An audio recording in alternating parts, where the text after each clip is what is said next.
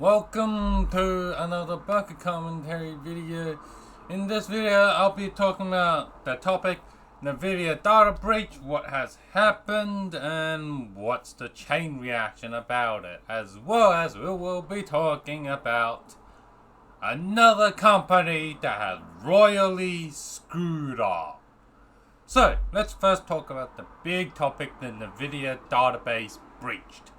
So, Nvidia had their system database breach hacked by a hacker group called $, that then caused Nvidia to do then a retaliation of hacking of that hacker group to try to encrypt their data. Nvidia did manage to encrypt the hackers' database that was stolen, but however, the hackers $, managed to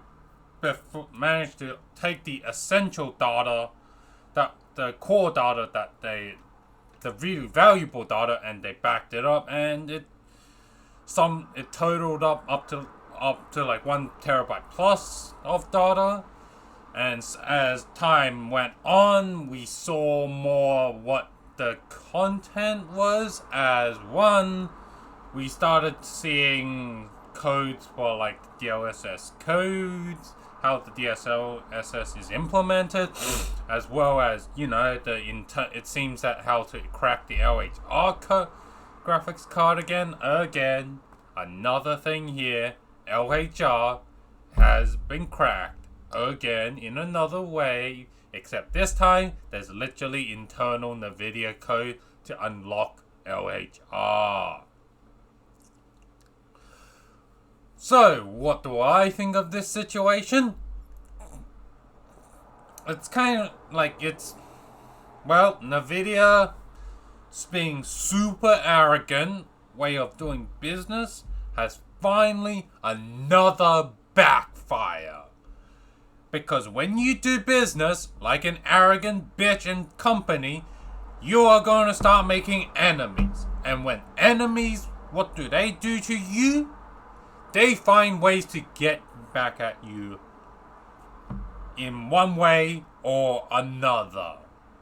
As well as finally, we might, with this database leak, and if the full data, 1 terabyte plus data gets leaked to, eventually gets open sourced and leaked, we are going to be able to see a Nvidia black box that Nvidia is just being hush about, and we get to know how the Nvidia black box works, and hopefully there's some good that comes out of it, as the Nvidia black box has been basically put this Nvidia black box technology in it. We're not going to tell you how it works or how to optimize for it.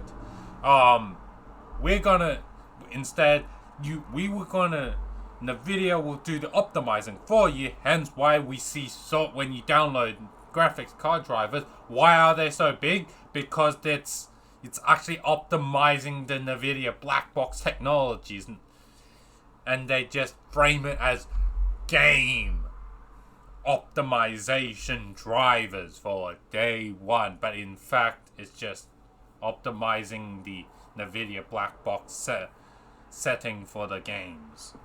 Now, on to the next topic, which is the artesian boutique PC builder. This shit show is the perfect example on how to not treat the people that help you promote the brand and push sales to the brand. On top of, if you're going to have small content creators that's going to be following along, don't publicly ridicule their low followers numbers and how maybe some of those small content creators doesn't bring any traffic towards the website or the sales towards your brand. This is cost of doing business. You might end up with accidentally sponsoring a content creator that's not going to be able to bring you any traffic, but just call business is like that. Doesn't always have. Is always next. Sometime it works out, sometime it doesn't work out.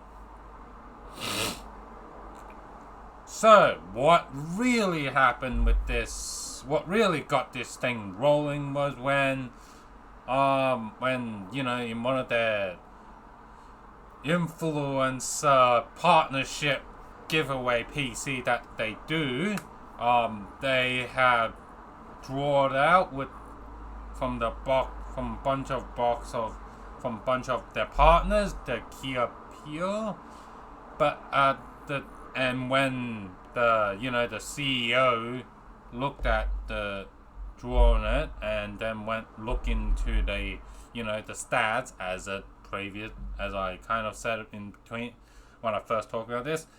Yeah, Kia Pure didn't really bring them any traffic, and neither did they really bring any sales towards Artesian PC, and hence the CEO was like, I'm gonna last minute change this giveaway requirement.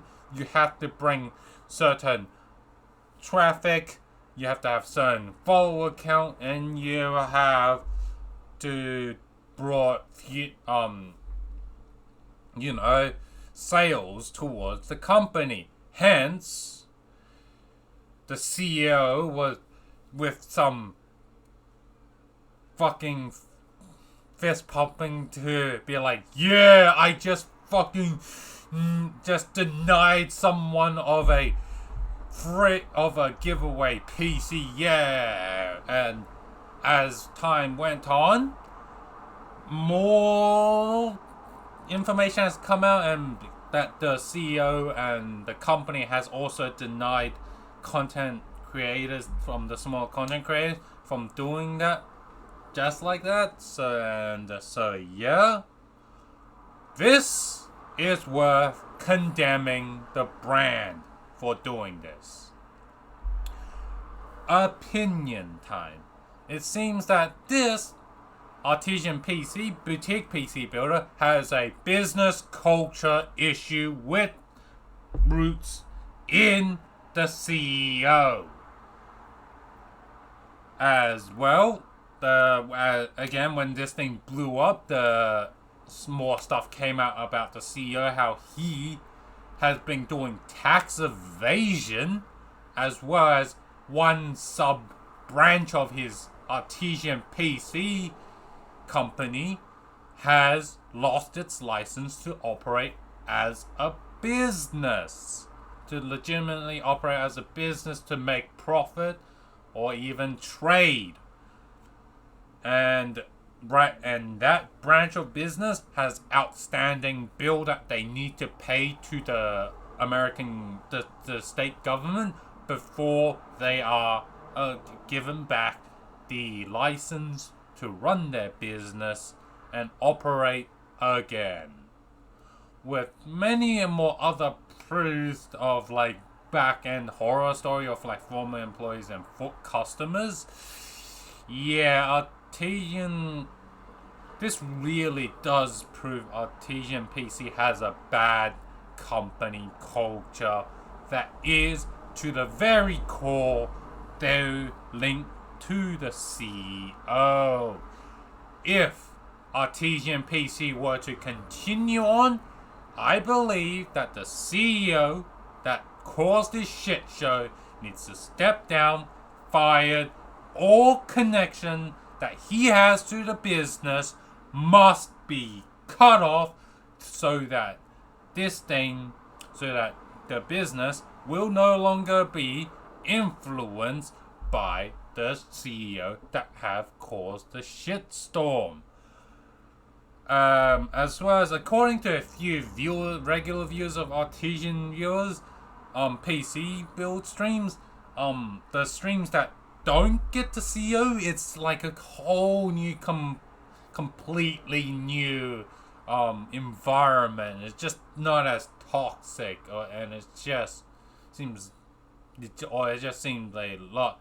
The environment just takes a 360 turn and just it's like if it's another company or something.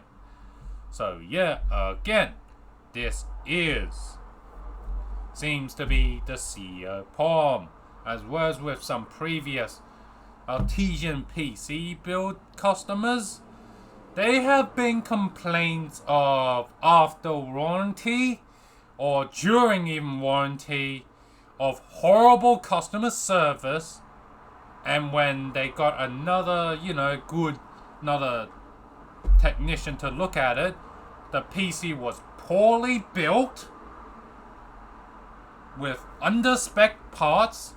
As a result, artesian PC shipped them out the door, throttled the hardware, and well, in order to stop, to hide the issue during the warranty period.